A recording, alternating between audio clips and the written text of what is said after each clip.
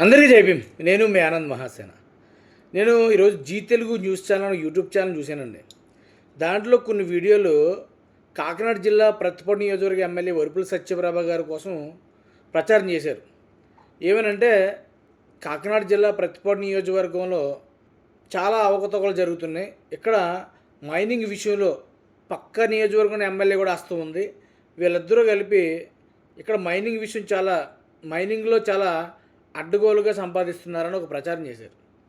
దాంతోపాటు కూటమి నేతలు చాలా ఇబ్బంది పడుతున్నారు, అలాగే కార్యకర్తలు పట్టించుకోవట్లేదను, అందులో భాగంగానే వైసీపీ ప్రభుత్వంలో కేసులు పెట్టిన విషయాలు ఇవన్నీ ప్రచారం చేశారండి. ఆ వీడియోలో నేను వీడియో చూశాను. గతంలో వైసీపీ ప్రభుత్వంలో కేసులు పెట్టిన వాస్తవమే, కానీ ఎమ్మెల్యేగా వరుపుల సత్యప్రభ గారు ఎన్నికైన తర్వాత ఇప్పటి వరకు ఎక్కడా కూడా అన్యాయం జరిగింది, ఈవిడ ఎలా తప్పు చేసింది అనేది ఎక్కడా ఆధారం దొరకలేదు.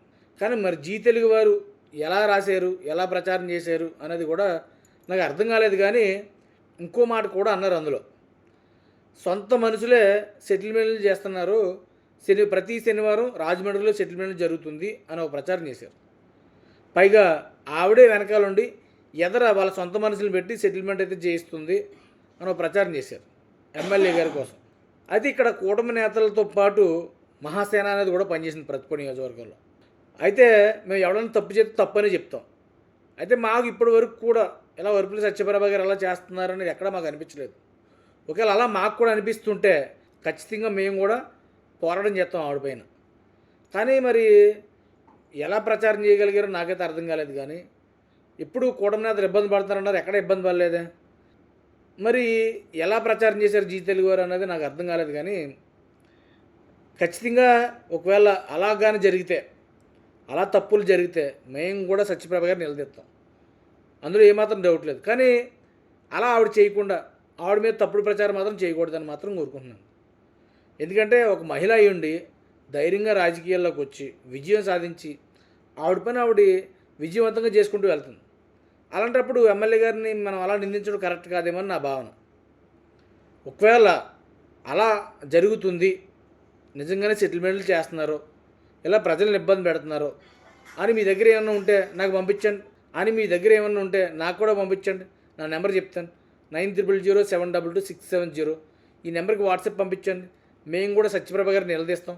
ఇక ప్రతిపాడు నియోజకవర్గంలో ఇంత అడ్డుగోలుగా మైనింగ్ చేస్తున్నారు, ఇంత అడ్డుగోలుగా ఇన్ని అక్రమాలు చేస్తున్నారంట, మీకు తెలియకుండా జరుగుతుందా ఎమ్మెల్యే గారిని మేము కూడా ఆవిడని ప్రశ్నిస్తాం. కానీ అలా చేయకుండా ఆవిడ మీద మనం నిందలేయకూడదండి.